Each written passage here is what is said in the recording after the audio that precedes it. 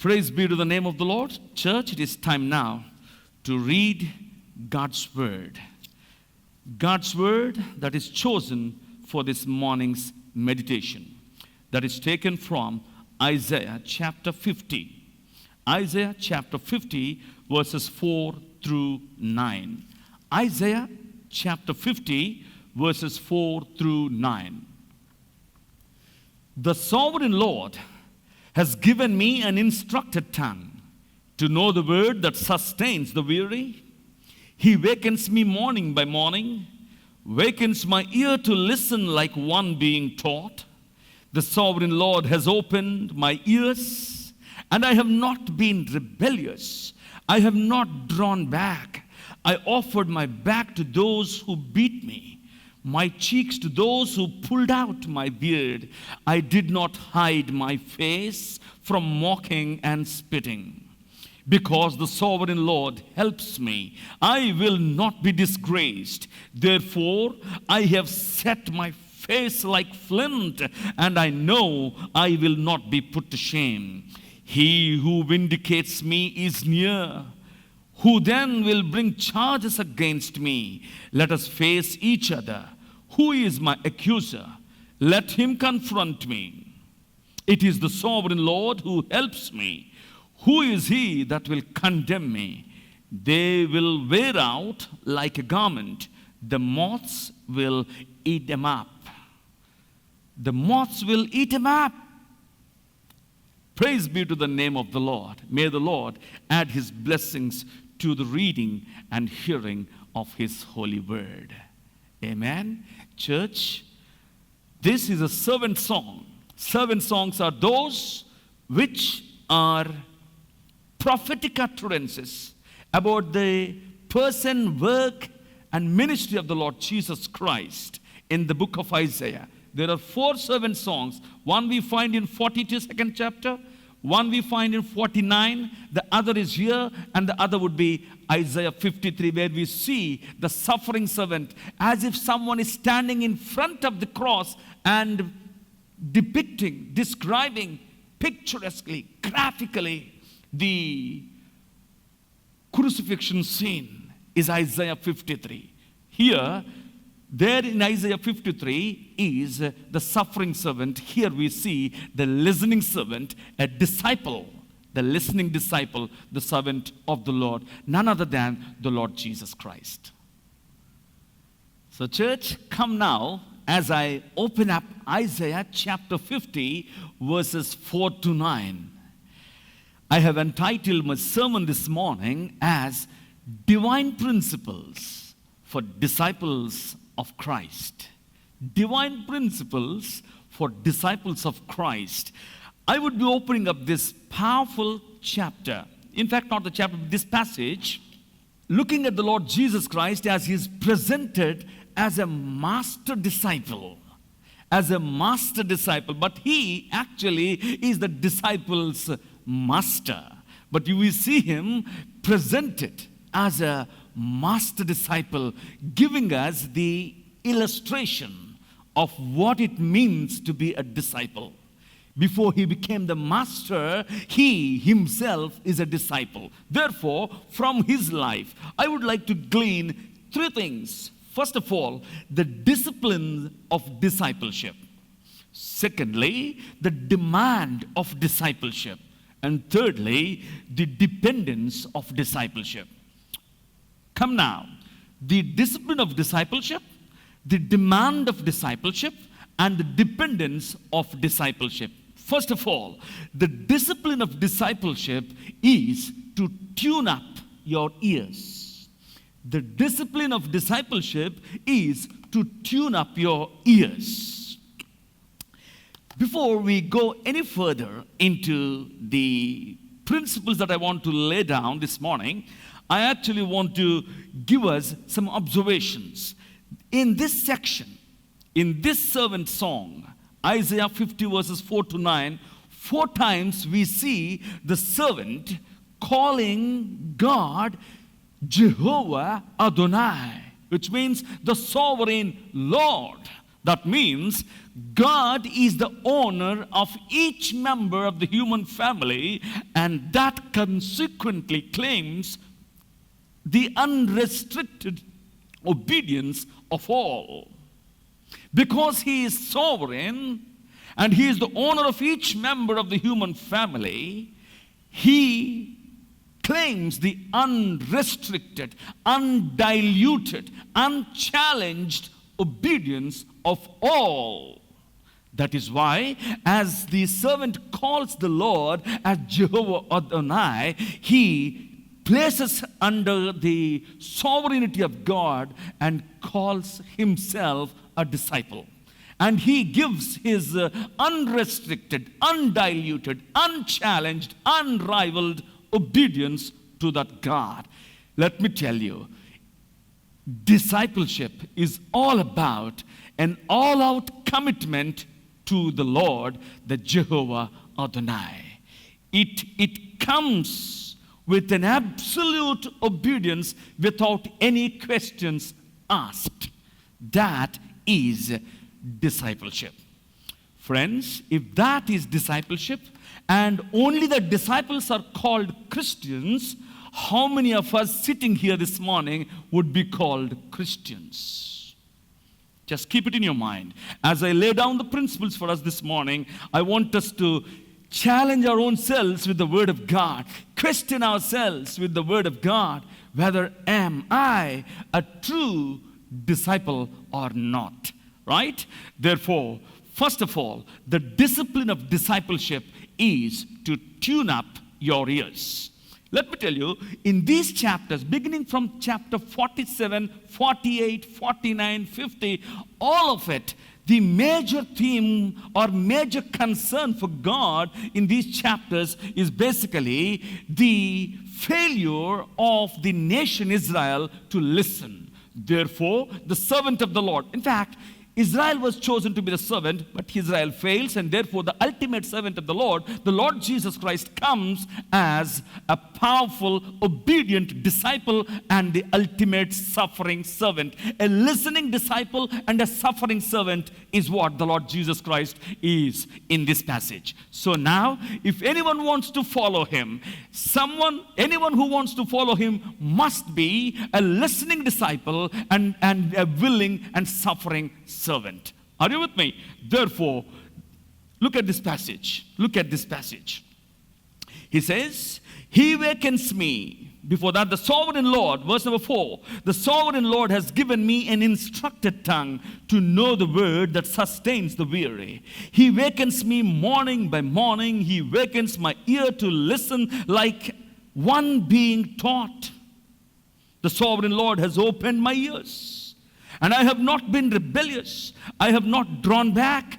I offered my back to those who beat me. I want you to see how this listening of the servant flows beautifully into obedience to offer his back.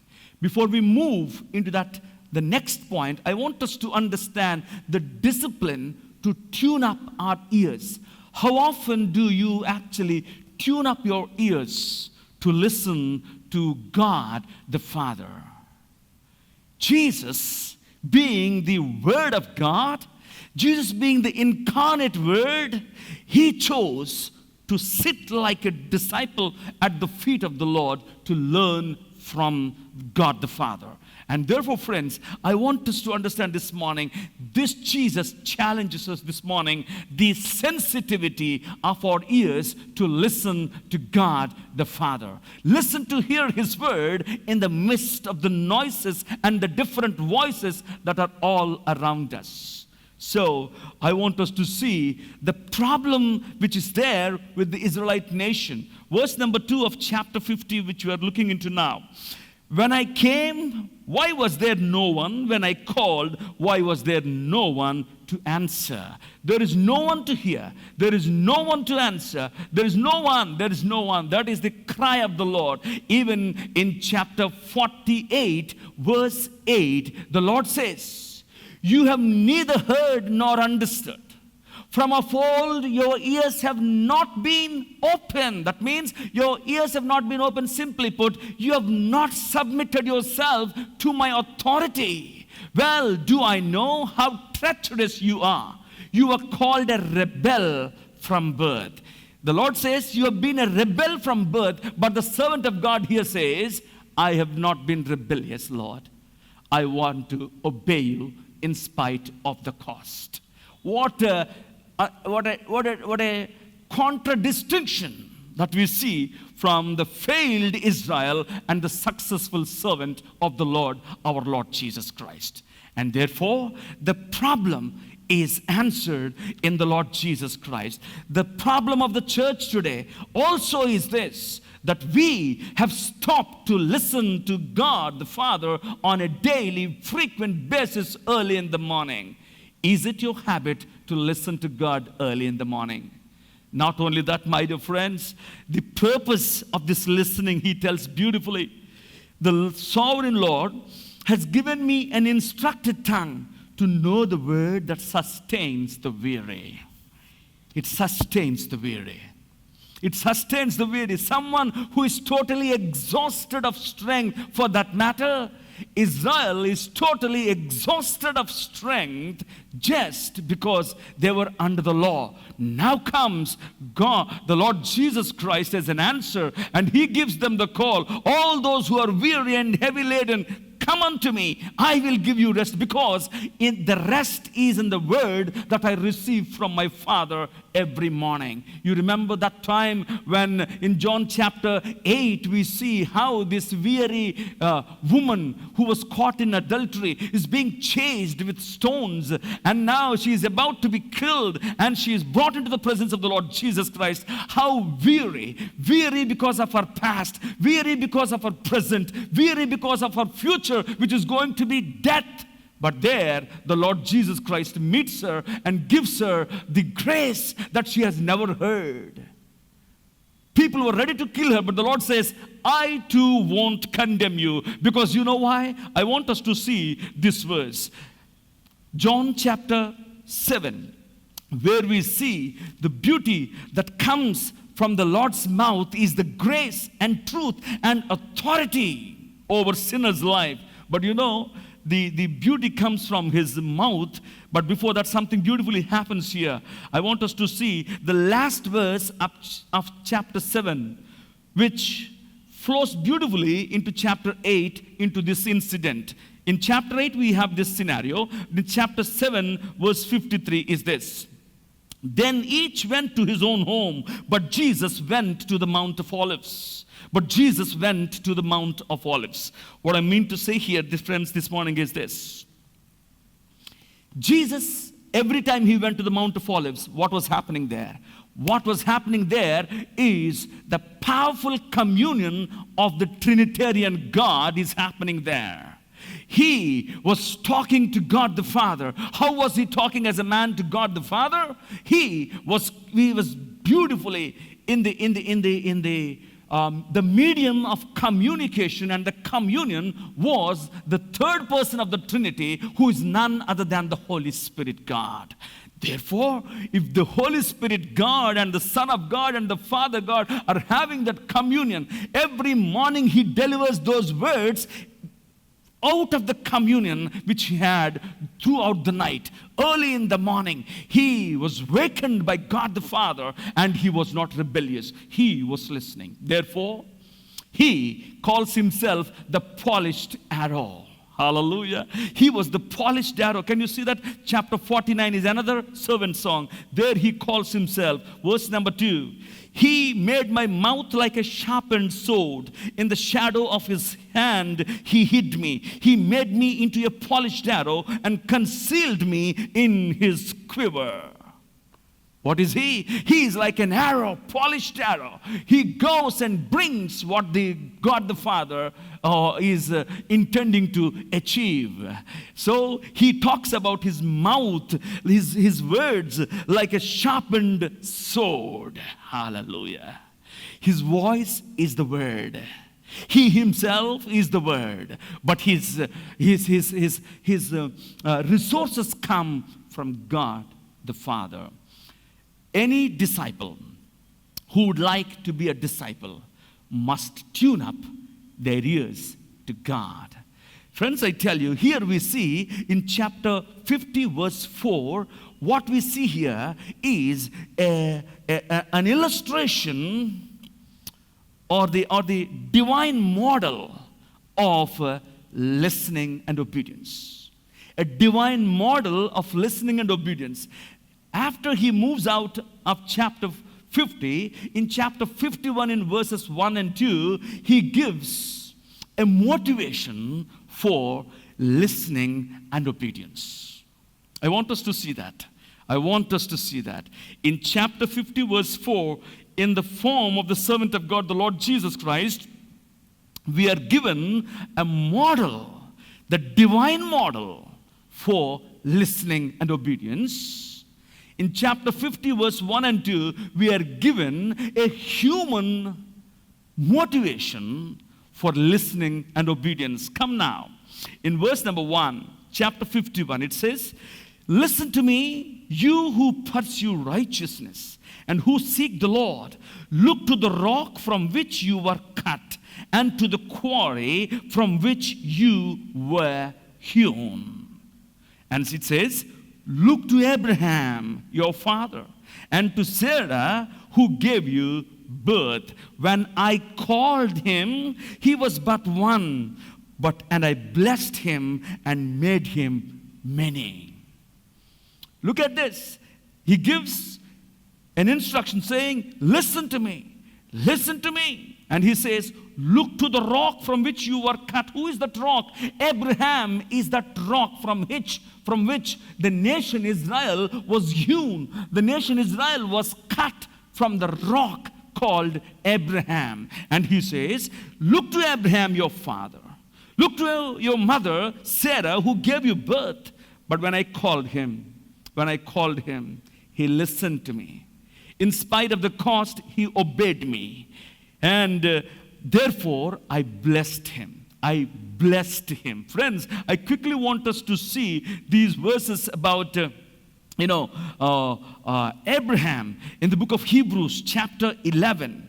Chapter 11 of the book of Hebrews. I want us to see this in verse number 8 following. By faith, because they were asked to go back and look to that human model, human motivation to see their father Abraham and to get the principles of listening and obeying and getting the blessings. You may be just one today.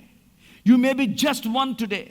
But in the days to come, if you want to see the blessing of the servant of the Lord upon your life, if you want to see the blessings of the ministry and life of the Abrahamic ministry, come now. Here are the principles. I want us to see Hebrews chapter 11, verses 8 through 13. By faith, Abraham, when called to go to a place he would later receive as his inheritance, obeyed and went, even though he did not know where he was going. By faith, he made his home in the promised land like a stranger in a foreign country. He lived in a tent, and as did Isaac and Jacob, who were heirs with him of the same promise. For he was looking forward to the city with foundations, whose architect and builder is God. By faith, Abraham, even though he was past age, and Sarah herself was barren, was enabled to become a father because he considered him faithful who had made him promise. And so from this one man, notice this word, from this one man, he, as good as dead, came descendants as numerous as the stars in the sky and as countless as the sand on the seashore. Here is that passage of Abraham listening to God. I want us to see at least 3-4 principles that we need to glean from this passage in order to be a proper listener and a disciple who would obey. The first principle that we learn from this is the principle of voice. The voice principle. The voice principle is that you and I need to hear God. As the son of Abraham and son of David, the servant of the Lord Jesus, servant of the God, Lord Most High, the Lord Jesus Christ, heard the Father every morning. Now, in order to be a blessing and in order to be a blessed person, out of one man, out of nothing, God can do wonders if we can listen like the servant and like Abraham. So the first principle that we learn from this human motivation from Abraham is the voice principle, that we need to hear God. Secondly, the venture principle. The venture principle, I want us to see, when he heard God, he went. He obeyed God. He obeyed God. Look at that. Look at that in verse number 8 in Hebrews chapter 11. He obeyed and went, not knowing where he was going.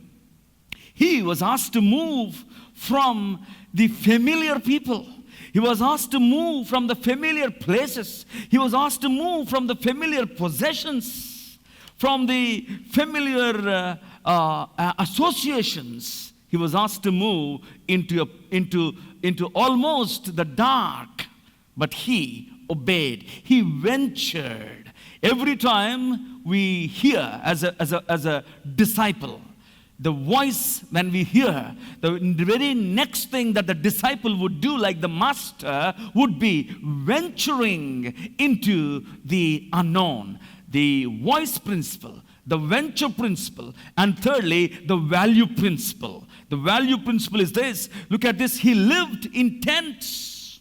He lived in tents. The other man, Lot, when he wanted to follow Abraham, he was looking at the lush green areas which appeared like the Eden garden. Then he moved out. He moved out, but he was living in tents because his very idea about life is not in the present world, but in the other world.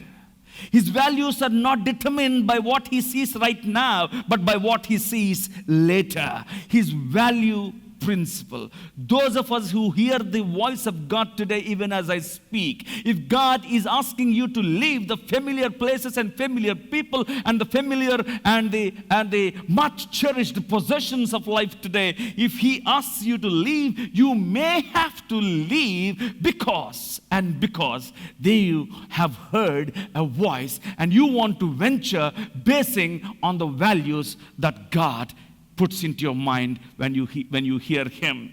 The voice principle, the value principle, and the venture principle. Not only that, there is a vision principle. Because I want you to see in verse number 10, he says, for he was looking forward to the city with foundations, whose architect and builder is God. He was not looking at the cities of this nation. He was not looking at the cities and the pomp of this world, but his eyes were fixed. His vision is fixed on a city which God is building, whose architect and builder is God himself. The heaven, I tell you friends, today when our children or young people, when they're choosing all the worldly things today, you know why they're loving the world like Demas today is this, that the word of God has not yet created in them a desire and a beautiful grand picture of what heaven would look like. What glory is waiting up there. Therefore, we need to have a vision principle. First of all, I told you it is the voice principle, value principle, venture principle, and the vision principle. Finally, we know how God blessed that one man to be like the grains of sand on the seashores, friends. If that is what the blessing which is available to us, I'd say the principle is the principle of victory. Amen. Therefore, from the passage, what we learn is this: the discipline of discipleship is to tune up your ears. He gave a divine model of the Lord Jesus Christ, how he heard and gave the word to the weary. And he was given an instructed tongue of a disciple. because he is the master disciple and he is the disciple's master. He was given the word from God, the sovereign Lord. So, the divine model asks us to tune up our ears, and the human motivation, Abraham, gives us the principles not only to listen but also to obey in spite of the cost in order to be blessed. Amen. So now, the second principle that I would like to bring is this. First, I told you the discipline of discipleship is to tune up your ears. Secondly, the demand of discipleship is to take up your cross. Is to take up your cross. I want you to see how these verses in Isaiah chapter 50, verses 5 to 7, how beautifully it opens up the picture of the cross. How beautifully it opens up the picture of the cross. I want you to see how deliberately the servant of God, the Lord Jesus Christ, makes a choice to obey. There is a deliberate choice. I want you to see these words. Have you read these words?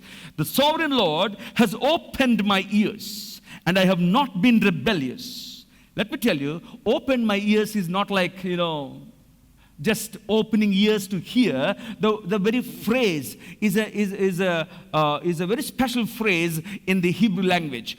Opened ears are also pierced ears. If you notice in Psalm 40, we see the Lord, hey, you have pierced my ears. In other translations, it is, you have opened my ears.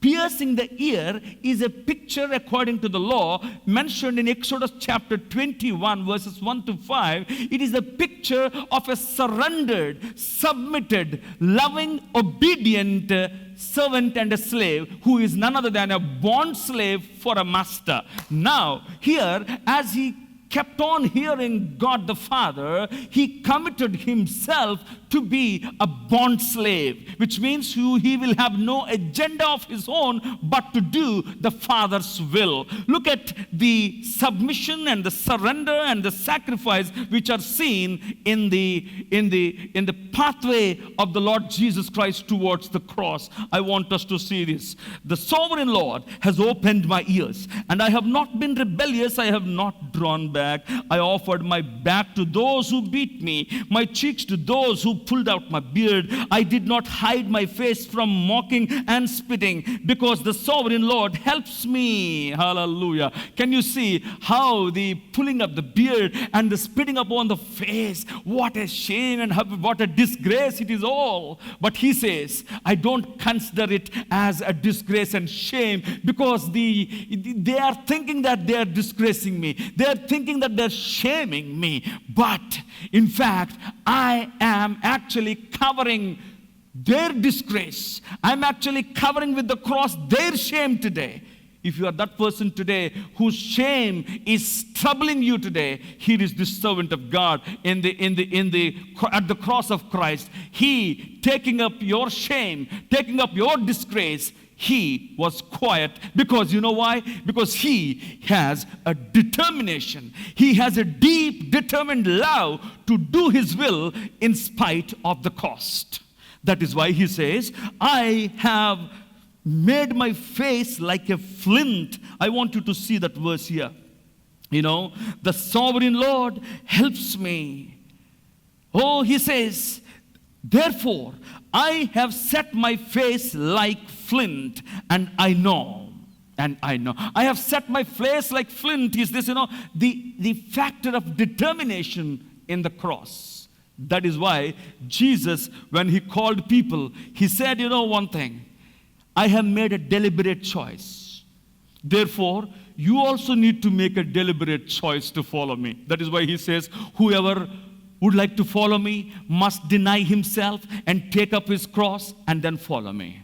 Whoever wants to save his life will lose it. Whoever is willing to lose his life will save it. That is the principle of discipleship, my dear friends. The first thing is the deliberate choice in taking up the cross. No one will push. No one will inflict cross upon you. You need to choose your own cross and then take it up. The deliberate choice And not only that, the determined choice. The deliberate choice and the determined choice. What's the determined choice?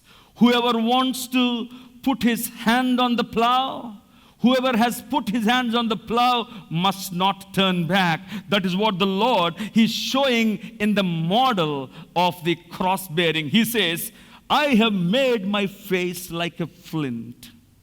That is why when they spat upon me, the stench of it, the ugliness of it, and the pain of it, mentally, psychologically, when the spit runs down his mouth, he was not shunning from the cross.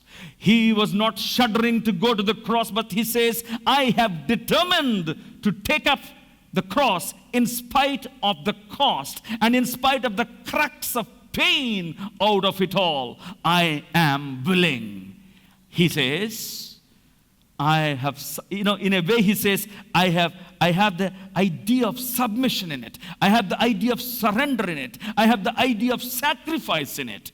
Friends, I tell you, the choice was a deliberate choice.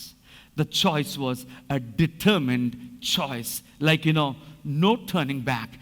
I have decided to do the will of my Father, the sovereign Lord, because He deserves my obedience. I want to do His will. That is my food. I want to offer myself. I want to offer my back for those to beat me. I want to offer my face for those who want to spit on me. I want to offer my beard for those who want to pull my beard.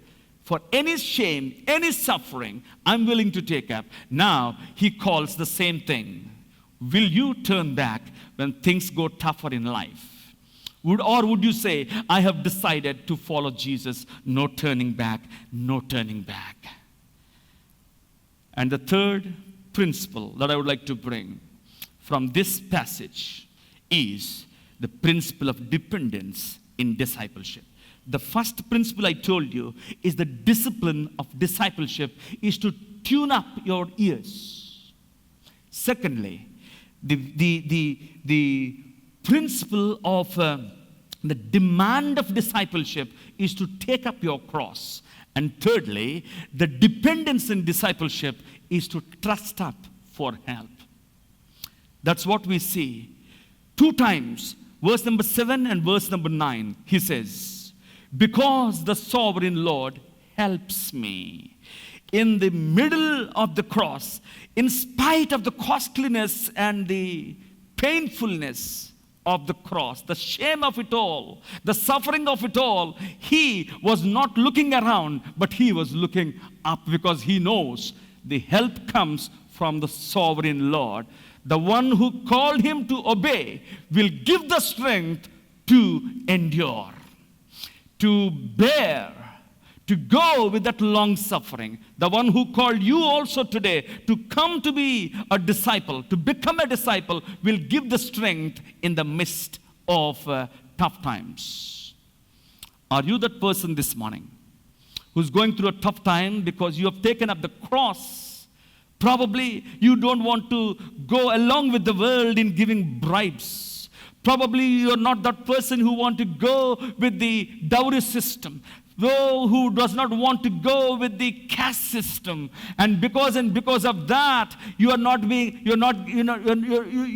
getting married, probably because your conviction about dowry, because your conviction about caste system, because your conviction about bribing. You may be still unemployed today because you are convinced and you have that conviction that you don't want to follow the world's pattern and you want to love the Lord and stand for the values of the cross. I tell you, what is my cross, Pastor? Let me tell you, if this is God's will and if this is your will, and when they clash, when the will of God and the will of man clashes, that becomes a cross for you, and you need to take up that cross upon yourself.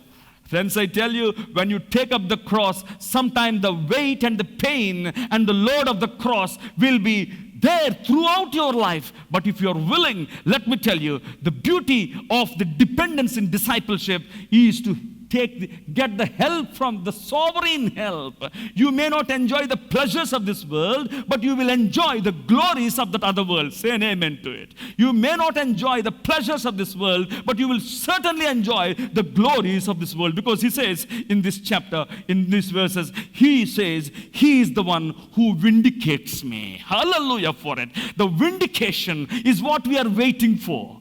Every disciple of the Lord Jesus Christ will have to wait for that vindication. The Lord's vindication was given to him in resurrection. We all will be resurrected. The greatest vindication we are waiting is that we are going to see the Lord Jesus coronated. Hallelujah.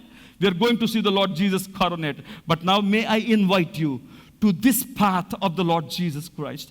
As I see this passage, I can see clearly those places which the Lord Jesus Christ has gone through in the cross, in the path of his cross. I want you to see when he said these words. The sovereign Lord has opened my ears. I have not been rebellious. See, let me tell you, I told you, the Lord opening the ears is nothing but the surrendering of a person to be a bond slave. Friends, if this is what is opening of ears is, and he said, I have not been rebellious. That means I said, Lord, though this is my will, I don't want this to happen. I want your will to be done.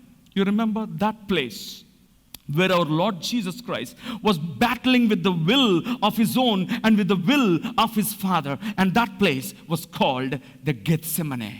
At the Gethsemane, what happens is, the Lord Jesus Christ confirms his determination to the cross and says, not my will, Lord, but your will be done. Therefore, the path, the pain would be the same for you and me also as disciples. For the Lord, the path and the pain of cross begins at Gethsemane when he said, not my will, your will. His blood, his sweat was like blood dropping to the ground. What a merging of wills at that point of time. Gethsemane, friends, is that place where your commitment to cross is confirmed. I want you to see that. Can you see the very area where he says, I have not been rebellious. I have not drawn back. He said there at Gethsemane, what? What did he say? Lord, if it is your will, remove this cup from me, but not my will. Let your will be done. Lord, if it is your will, I want to go back, but I don't want to draw back. That is Gethsemane. Let me tell you, friends, the path of the cross of the Lord Jesus Christ and the path of the cross of the believer and the disciple of the Lord Jesus Christ is a 4G path. Not the 4G of this world, friends, but it's a powerful 4G. The first G is the Gethsemane, where your commitment to cross is confirmed. Secondly, and from there he was taken to the place called Gabbatha. Oh, where all the mocking and all the, flogging and all that stuff happens, friends. He sits there. Who? Pilate. And then it is a place called, a rocky pavement on which he sits for judgment. And he was judged unjustly. And he was given over to the soldiers. What is that place? That place is called Gabbatha. He was questioned whether he would ask Pilate to release him. That is where I say, at Gabbatha, your commitment to the cross will be criticized. Did you get me? Gethsemane, your commitment to the cross is confirmed. At Gabbatha, your commitment to the cross is criticized by people. Because you stood for the Lord, you will be criticized by your family. You will be despised by the people around you. And third place, after Gabbatha, he moves to Golgotha. I want you to see that in John chapter 19. John chapter 19, verses 13 forward. When Pilate heard this, he brought Jesus out and sat down on the judge's seat at a place known as the stone pavement, which in Aramaic is Gabbatha. Gabbatha. Here is your king. And you can see all that what has happened before. And now come to this place. Verse number 16, chapter 19, John's Gospel. Finally, Pilate handed over to them to be crucified. So the soldiers took charge of Jesus, carrying his own cross. He went out to the place of the skull, which in Aramaic is called Golgotha. Which in Aramaic is called Golgotha, where we all know he was crucified. Friends, by the grace of God, I stood at that place. It looks exactly like a skull on which my Lord on that day was crucified. It was Golgotha. Friends, I tell you, at Golgotha, your commitment to cross will be crucified. You will be crucified because of your commitment at Golgotha. At Gethsemane, your commitment to cross is confirmed. At Gabbatha, your commitment to cross is criticized. And at Golgotha, your commitment to cross is crucified. Let me tell you, because he was expecting God to vindicate him, as we see in Philippians chapter 2. He, because of the cross, because of the death, burial, and resurrection, right now, he is elevated to the glory. And the fourth G is the glory. Gethsemane, Gabbatha, Golgotha, and glory. Hallelujah. That is what every disciple of the Lord Jesus Christ is moving towards. But the question is, will you say all the time, no turning back in spite of the cost? No turning back in spite of the cost. May I this morning ask you that you would say to the Lord this morning, Lord, I'm committed to the cross. Here is a model, my Lord, and there is a motivation from Abraham to listen and obey. But now I say, Lord, I want to obey you in spite of the cost. I will never say, I will draw back. I will not draw back. I have made my face like a flint. Like a flint I have made my face. Therefore, I am determined to carry the cross. Because I know my story does not end with the third G. My story is moving towards the fourth G, which is the glory which is awaiting me. Because my Lord is glorified, I will be glorified. Therefore, at the fourth G, at the glorious time, my commitment to cross is coronated. Hallelujah for it. At Gethsemane, confirmed. At Gabbatha, criticized. At Golgotha, it is crucified, but in the glory, it is going to be crowned and coronated. Hallelujah. I heard a story which I believe is grounded in history. Emperor Nero had 40 men in his army who were wrestlers and the gladiators. Those gladiators, they would come to the agon, which is the wrestling ring, to please the emperor. There, their emperor sits in his finery in the velvet box. These were finest athletes in all of the Rome, with their square shoulders, sturdy muscles, and bulging biceps. But before they wrestle, they would chant this powerful chanting every time. They say, "We are 40 wrestlers, wrestling for thee, O emperor, to win for thee the victory, and from thee the victor's crown." Every time they would chant this, a word came to Nero that some in the army became Christians, and they must be put to death by fire, by sword, or by beasts. Nero sent out a word to his commander-in-chief Vespasian to put them to death. Now Vespasian, to verify in the ranks of his army, all were convened and lined up. He told them that he received an edict to kill all the Christians in the army. Should there be any Christian among you, step forward. I'm told that the Christians will never shrink back and deny that he is a Christian. If you confess you are a Christian, you will be put to death. But however, I charge you now to step forward. Are there any Christians? He was not prepared to see what was about to happen, because as one man, 40 people stepped forward. All of these 40 wrestlers have accepted the Lord Jesus Christ as their Savior, Lord, and God. When Vespasian saw that, he thought to himself, there is some mistake. That is why all these 40 people have come forward. And he shouted, no, I didn't want you all 40 to come forward. But they confessed that their faith in the Lord Jesus Christ is that Jesus is the Son of God and He is the King of Kings and the Savior. Vespasian was disgusted with their confession of faith, and he said, step back and renounce your faith. Then it will all be over. I don't need to put you to death. Not one of them moved. Then again he said, I believe you have not thought it through. Please step back. I cannot put you to death by sword, but I have a plan. So it was in the middle of the winter of a frozen lake. He built a fire there.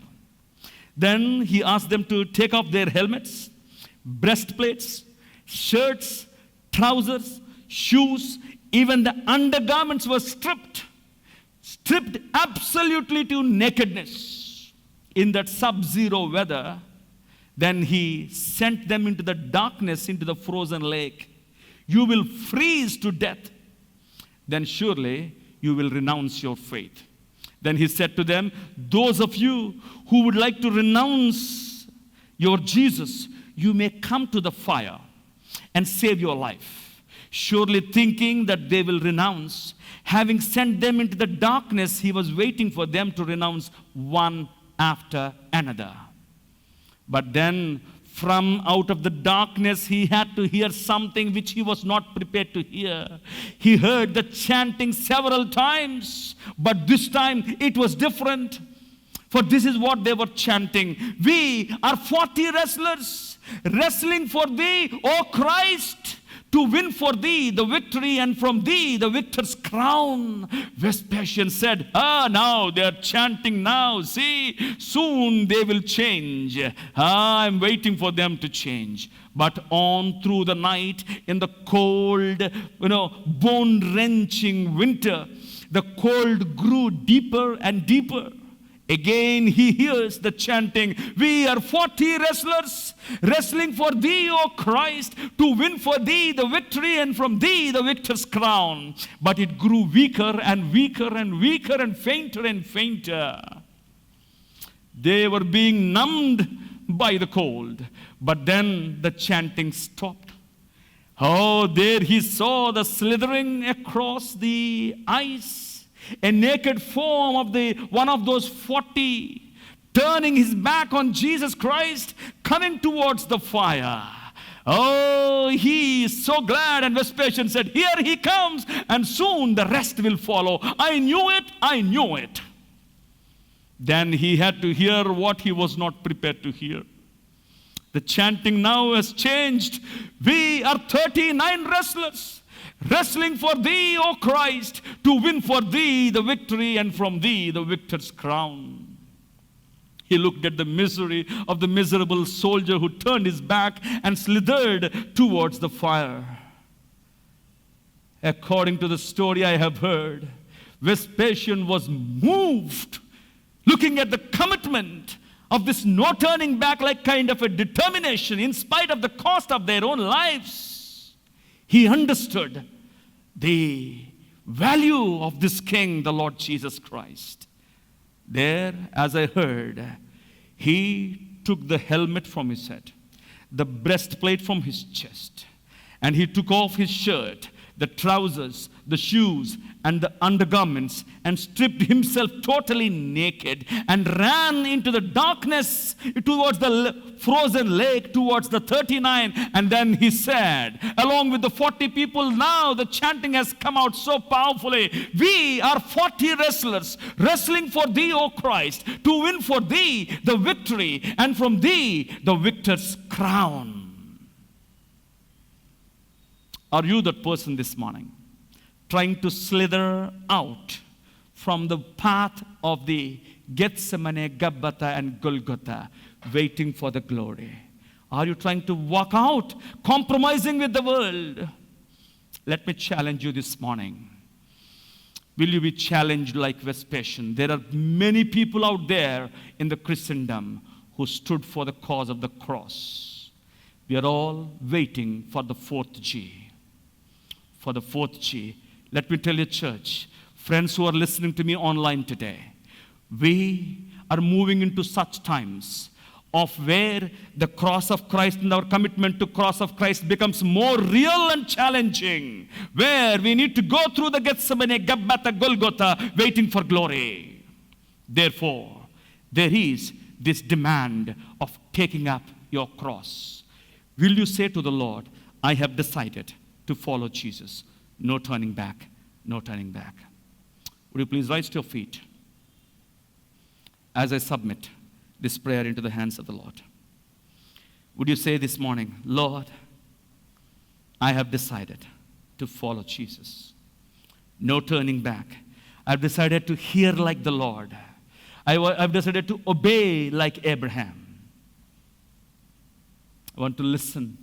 The voice principle, the venture principle, the value principle, I would like to hold on. I may not have pleasures in this world, but I will have glories in that world. I want to continue with that vision of heaven, the city of God. Lord, here am I. I have decided to follow Jesus. In Jesus' precious name, I pray. Amen. Amen.